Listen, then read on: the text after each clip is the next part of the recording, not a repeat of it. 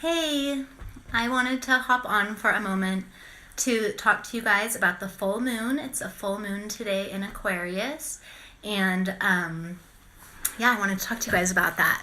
So it's a full moon in Aquarius, and it's also a lunar eclipse. And so the moon is in Aquarius and the sun is in Leo, and they're passing each other. So full moons, let's first talk a little bit about that. Full moons are a time to celebrate our fullness. There's always a pulsation happening.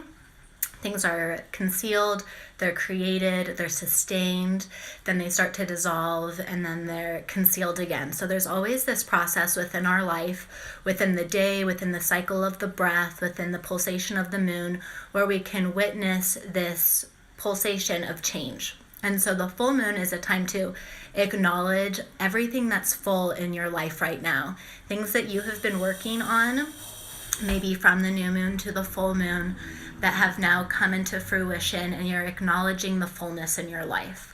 So that's a really great ritual to do for the full moon, to acknowledge the abundance in your life that's ever flowing. And then as the moon begins to wane, you can look at what's holding you back from being just so in the zone and present and happy and fulfilled. And whatever things are holding you back, as the moon wanes to dark, you can work on consciously letting those things go. So I love working with the full moon for that reason. Acknowledging the fullness, working to accumulate that manifestation of your intentions, and then having the intention of releasing as the moon wanes to dark. So that's how you work with the full moon. And what I also really wanted to talk to you guys about was this solar eclipse, this lunar eclipse. Hey Kaylee, thanks for the love. So the lunar eclipse, when the masculine energy of the sun crosses over the feminine energy of the moon, there can be this crises within a relationship. And this relationship could be a relationship in your personal relationships between you and your friends, or you and your significant others, or it could be a relationship between you and the people you work with, you and your family, or my favorite way of interpreting all of this stuff is your relationship with yourself, so your interpersonal relationships. And when this crisis happens, it conjures up this feeling of lack. So you might my phone's gonna die, focusing on the lack in your life, or the lack you have within yourself, or the lack that's happening between a relationship dynamic that you're in. So this feeling of lack is what I wanted to talk about. And I'm gonna get a little philosophical on you guys. So there's 3 types of philosophy within yoga. And I'm going to focus on 2 of the main ones. So classical yoga, which is dual, and tantric yoga, which I'm really passionate about, which is non-dual. So classical yoga tries to explain the way the world looks from a place of duality. It says that there's spirit, which they call purusha, and there's material, which they call prakriti. And from this duality, everything that we experience in life comes through existence. But there's always 2. So in these types of yoga, a lot of it is about separating yourself, separating and isolating yourself from the material world so that you can perceive spirit better. You're not spirit, but maybe if you go meditate in a cave or get really good at kind of turning off the world and drawing into yourself, you can become so separate from material that you experience the spirit. It's like there's a lake, you're the lake, and there's a mountain, 2 totally different things.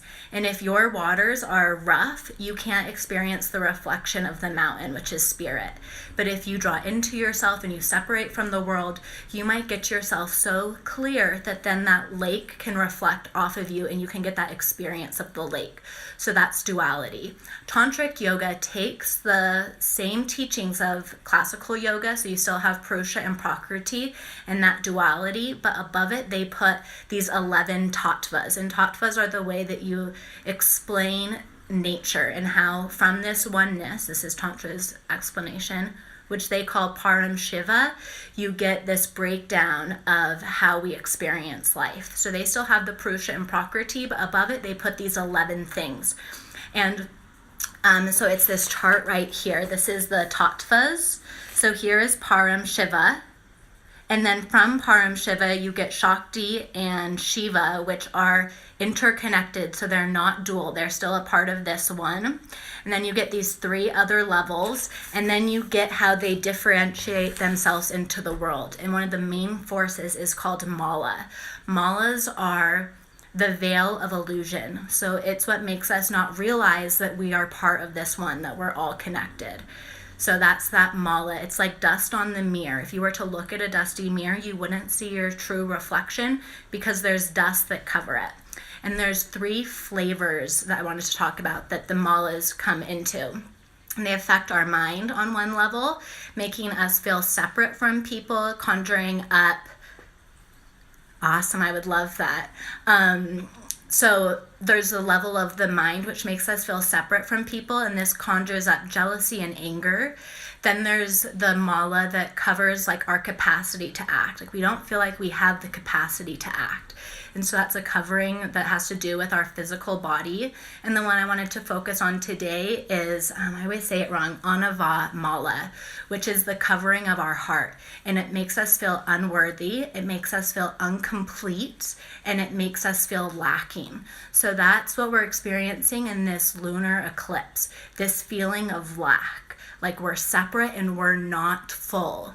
Where if you follow this philosophy, we are always full. We are part of that one Param Shiva, but through embodiment, we go through all these different layers, so we feel like we're lacking. That's part of being embodied.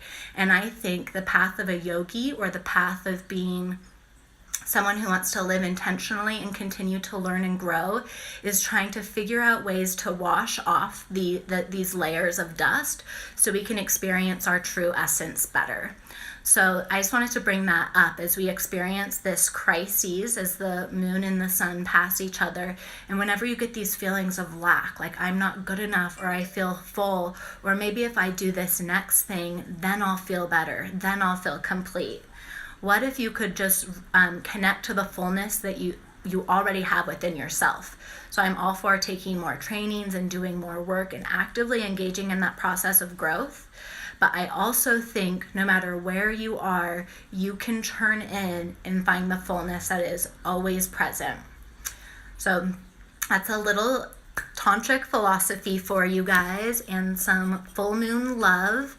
Do you guys have any questions on that? That is so heavy. That's like, I've been studying this stuff for 13 years, and I feel like I'm just breaking the iceberg of grasping the understanding of it. Thanks for all of the hearts.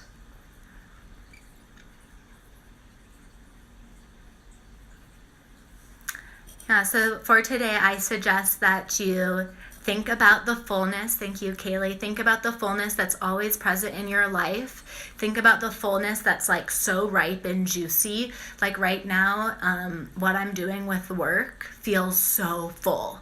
Like I just feel like it's been manifesting for so long, and now it's just like that full moon. But then I have some other areas like trying to find balance with my kids.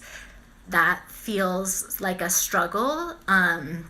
But if I turn in, I can find the fullness that's there. It's those limiting beliefs that are caused by the malas that make me feel like that part of my life that doesn't feel complete, or doesn't feel like it's just perfect. It is still perfect. Even in the imperfection, there can be perfect fullness there.